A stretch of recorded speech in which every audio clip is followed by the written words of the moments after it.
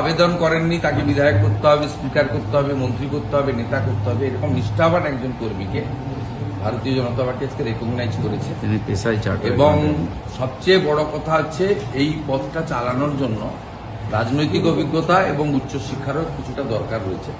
উনি নিজে একজন সিএ, চার্টার্ড অ্যাকাউন্টেন্ট, এবং এই ধরনের মানুষকে আমরা মনোনীত করতে পেরে আমরা সকলে খুশি।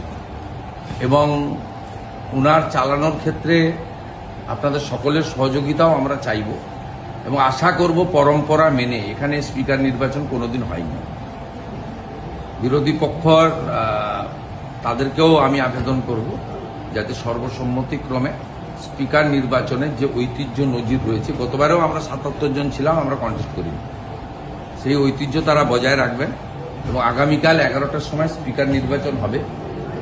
আসুন আমরা পশ্চিমবঙ্গের পরম্পরা ঐতিহ্য রেখে সংসদীয় গণতন্ত্রের যে মহান প্রতিষ্ঠান, এটা আমাদের মন্দিরের মতো, সবাই মিলে আগামী স্পিকারকে সহযোগিতা করে একটা নতুন দিনের সূচনা করি।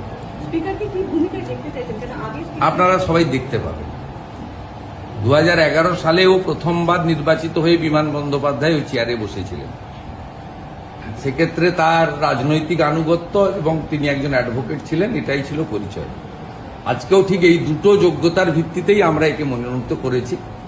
তার রাজনৈতিক অভিজ্ঞতা এবং আনুগত্য, তার বিচারধারার প্রতি সমর্পণ এবং সিএ হিসেবে উচ্চশিক্ষা। খুব ভালো স্পিকার পাবেন। অন্তত বিরোধী দলনেতাকে 11 মাস বিধানসভার বাইরে ফেলে দেবেন না।